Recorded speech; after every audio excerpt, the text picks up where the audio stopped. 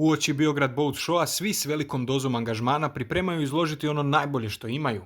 Ovom prilikom skoknuli smo do Kaštela i za vas provjerili kako se pripremila Croatia Yachting, jedna od najpoznatijih hrvatskih tvrtki za charter management. Dobrodošli u Croatia Yachting, ovdje je jedan od naših uredova, naša baza u Kaštelima. Predlažem da odemo tu do najbližeg Bali P4, porazgovaramo malo o Biograd Boat Showu. Mi smo za vas ovom prilikom provjerili kako to radi i kako se pripremila jedna od najpoznatijih hrvatskih charter kompanija Croatia Yachting, a s nama je Igor Karmelić, dugogodišnji prodajni savjet Croatia Yachtinga. Igor, dobar dan. Dobar dan. Dobrodošli na Bali P4, ovaj model neće biti izložen, ali ima puno novih modela koje ćemo izložiti na sajmu. Možda je najbolje da započnemo s kojom flotom Croatia Yachting dolazi u Biograd. Pa mogu početi u biti s činjenicom da Croatia Yachting nije samo charter firma, nego je zastupnik za brojne brendove, prije svega cijelu Hanse grupaciju, što uključuje Hanse, Deler, Sea Line i Fjord i Rik brodove. Uz to smo zastupniki za Bali katamarane. I te modele predstavljamo, osim ove godine nećemo imati Fjorda, ali ostalo sve predstavljamo na sajmu. Tradicionalno smo jedan od najvećih izlagača na Biograd Boat Showu. Imaćemo izložena 4 Bali modela, od toga imamo hrvatsku premijeru modela Bali 5.8. Trebali smo kod Hanse imati premijeru modela Hanse 590, ali nažalost brod je i dalje bukiran i ne može doći na sajam. Uz to imamo široku ponudu motornjaka gdje će biti izloženi Rik 280, što je nešto što je dosta prikladno za naše tržište, ako za dnevne izlete ili vikend odmor. Imat ćemo dva Sea Line od 33 stope i veliki Sea Line sa flybridgeom od 43 stope. Posljednjih par godina charter sezone su bile dosta izazovne, međutim evo vi ste više puta osvojili nagradu od strane Hrvatske turističke zajednice i Hrvatske gospodarske komore, znači da Croatia Yachting ipak uspijeva pronaći model za stabilno poslovanje. Da, u biti nagrade se odnose na nekakvu razinu usluge koju pružamo našim klijentima i tu stalno stavljamo fokus, ne možemo se svi boriti s cijenama jer bi to završilo u propast, tako da kvalitetom smo u više navrata zaslužili nagradu najbolje charter tvrtke, a svakako se zadnje 2 godine susrećemo sa izazovima kao i sve ostale charter tvrtke. Ima manji broj gostiju, prvenstveno s njemačkog tržišta. Njemačko tržište u našem charter turizmu je gotovo 1/3 gostiju i kad oni ne dolaze onda se to stvarno osjeti. Uz to dosta je charter tvrtki koji krenu spušta cijene čim vide da ima manje gosti, onda to dodatno remeti tržište, onda je teže bukirati po normalnim cijenama. Jedina ste velika charter tvrtka u hrvatskom vlasništvu, pa evo koliko tvrtka ima stalno zaposlenih i koliko brodova prodate godišnje? Trenutačno tvrtka ima gotovo 70 zaposlenih, imamo 6 baza diljem Dalmatinske obale, znači Sukošan, Biograd, Šibenik, Trogir, odnosno Seget, Kaštela i Dubrovnik.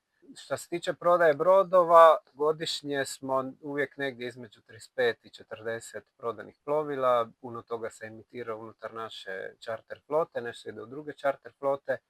Privatne prode ima zanemariv postotak, možda 2-3% godišnje ide u privatne ruke. A ove godine, odnosno sad već govorimo o 26.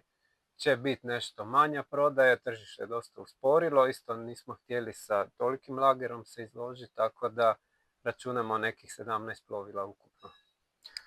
Provedite nas malo kroz cjelokupan program charter managementa koje nudite i ovako iz perspektive klijenta, koje sve on benefite zapravo može dobiti od Croatia Yachtinga. Da. Po biti možda za nekoga ko nije ništa upućen u to, dobro objasniti znači šta je charter management. Skup naših usluga gdje se mi brinemo za servis broda, za vez, za booking, dok investitor daje nama brod na upravljanje. Investitor naravno koristi tjedne koje želi koristiti, a ostalo se koristi za charter. Benefit je svakako to da brod pokriva sam svoje troškove veza, održavanja, osiguranja i leasinga ako se klijent odluči na financiranje putem leasinga. To je znači neki najlakši put do vlastitog plovila, rijetko ko ima vremena više od 3-4 tjedna godišnje za koristiti plovilo i samim time često nema smisla imati plovilo samo za sebe. Kako vlasnik, odnosno koje sve prihode i rashode u biti vaš klijent može očekivati i kako ga izvještavate o tome? Pa prije kupnje mi radimo nekakvu projekciju prihoda i troškova u kojoj nastojimo biti što realnije moguće, znači uvijek se temeljimo na tekućoj sezoni za sljedeću. Najveći izdatak je naravno vez u marini, onda dosta relativno velik izdatak je osiguranje plovila, znači ide puni kasko koji pokriva sve štete, čak i gubitak čarter prihoda. I onda je dodatno još održavanje plovila. Znači sve te troškove vlasnik pokriva iz čarter prihoda. Je li utopijski razmišljati da čarter prihod može se izjednačiti sa nekakvim rashodom leasinga? Nije utopijski, doduše sa lošim sezonama sve je teže, ali opet ovisi o klasi plovila. Neke klase nisu ne osjetile pad potražnje, kao na primjer Bali katamarani 46 stopa plus rade i dalje puno preko projeciranih 21, znači rade 24-25 jedana. Ali i dalje i drugi isto sa smanjenim prihodom mogu pokrivati troškove koje se odnose na sam brod, a i financiranje, s tim da je recimo dob financiranja se produžuje kako bi se mjesečne rate smanjile, pa sad za neka manje plovila je tu dobro i čak na 8 godina kao razdoblje financiranja. Zašto vi, a ne drugi? Pa imamo neku dugu tradiciju i dosta imamo transparentan pristup prema klijentima, tako da svaki klijent ima pristup Nausisu, vidi booking u svakom trenutku koliki je prihod, izvještavamo redovito o troškovima i šaljemo vrlo detaljne fakture. Nekad su toliko detaljne da se već klijenti žale, ali ne znam, svaka latex rukavica je navedena na računu. Sad smo u procesu uvođenja čak i sistema da se svi troškovi isto vode kroz Nausis, kako bi na jednom mjestu klijenti vidjeli i prihode i troškove lakše usporedili i dobili nekakav ishod sezone. Znači, kod charter managementa svakako je jedno od glavnih stavki je to da vlasnik nema nikakve brige sa brodom, niti sa vezom, niti u kakvom će biti stanju, jer mi stvarno odrađujemo sve za vlasnika. Što se tiče vođenja tvrtke, isto povežemo vlasnika sa knjigovodstvenim servisom koji odrađuje sve i porezno izvještavanje, tako da je stvarno jedan jednostavan vid vlasništva. Kad klijent dođe koristiti brod je spreman, očišćen, donese prtljagu i hranu, isplovi, tako da je stvarno najjednostavniji način za posjedovanje plovila. Tu još vlasnika tako samo mora biti spreman na podjelu dobiti. Da. Koliko iznosi? Svakako. Zavisi opet o klasi broda.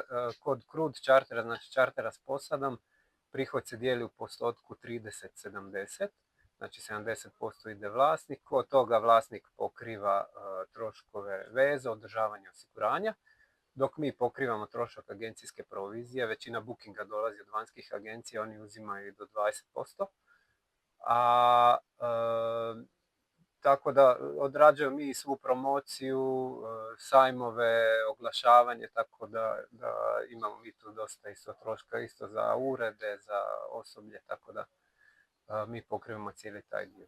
Iako vremenska prognoza organizatorima sajma ovoga puta neće ići na ruku, Croatia Yachtinga i brojni ostali izlagači i dalje očekuju visoku posjećenost, konkretne upite i uspješnu prodaju plovila.